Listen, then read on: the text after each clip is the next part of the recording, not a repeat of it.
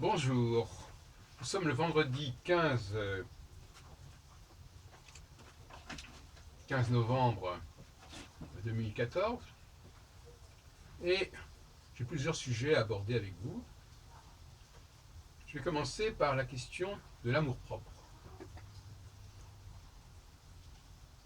Il semblerait que certaines personnes s'aiment mieux que d'autres. Et je crois avoir lu récemment que les femmes auraient moins d'amour-propre, au sens de. Enfin, amour-propre, c'est peut-être pas le mot exactement parce que ça a plusieurs sens. D'amour de soi-même que les hommes. Et c'est extrêmement important, la relation que nous entretenons avec nous-mêmes. Parce que si nous n'avons pas une bonne relation avec nous-mêmes, nous allons vers l'extérieur. Et nous allons privilégier les éléments extérieurs. Nous allons aimer davantage ce qui n'est pas nous que ce qui est nous. Nous allons préférer jouer une pièce de quelqu'un d'autre que de quelque chose d'original et de personnel.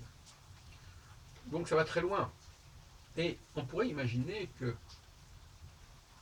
cette question de l'amour propre, de l'amour de soi-même, cette altérité intérieure dont je parle, et qui, quand elle ne fonctionne pas, va accentuer et exacerber l'altérité extérieure, il semble que ce soit un ressort essentiel de la créativité. Être original, ça signifie littéralement que je suis à l'origine de quelque chose.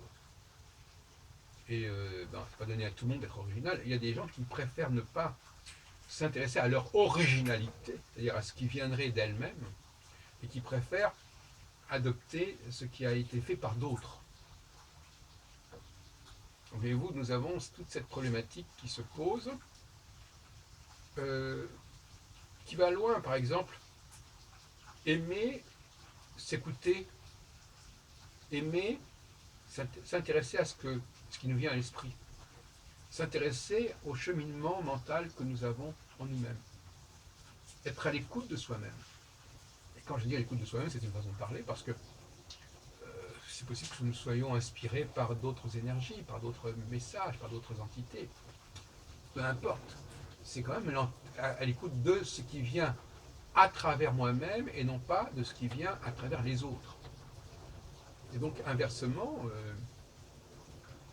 l'intérêt pour ce que les autres disent et font est moindre pour ceux qui ont une sorte de narcissisme, si on veut, mais au sens positif du terme, ceux qui sont à l'écoute d'eux-mêmes, qui essaient de se bien traiter dans la façon dont ils mangent, par exemple, de ne pas s'infliger des mets qui sont mauvais pour le corps, qui sont mal ressentis, mal vécus par le corps. Ça peut quand même s'apprécier. Je ne parle même pas de ceux qui nous rendent malades. Par exemple, le fait de boire de façon absurde, c'est pas vraiment un signe majeur d'amour de soi-même. Or, on remarque que beaucoup de gens sont comme ça. Beaucoup de femmes sont tentées par cette façon de se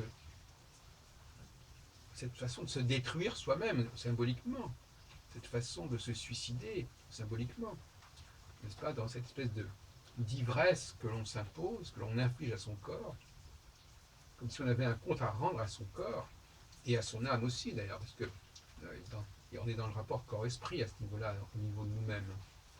Par exemple, ma main, j'aime ma main, mais ma main, c'est pas la même chose dans mon corps que dans mon être, ce n'est pas la même chose que ma voix, par exemple,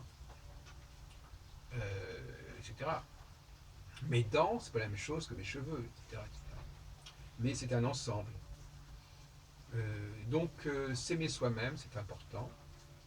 Mais s'aimer soi-même, ça se démontre par l'écoute qu'on a de soi-même, par ce qu'on laisse de soi-même s'exprimer, émerger, se manifester sous différentes formes. Et quand la personne se bride à ce niveau-là, par exemple, elle préfère s'exprimer à travers les textes de quelqu'un d'autre, à travers les partitions, la musique de quelqu'un d'autre, on ne peut pas dire qu'il y a un énorme amour de soi-même. on est déjà dans une forme d'extériorité, c'est-à-dire on essaie de se sortir de soi-même. Donc, dans un cas, on a un créateur qui va au plus profond de lui-même, et d'autre cas, on a quelqu'un qui, au contraire, s'éloigne parce qu'il est fasciné par justement ce qui n'est pas lui-même.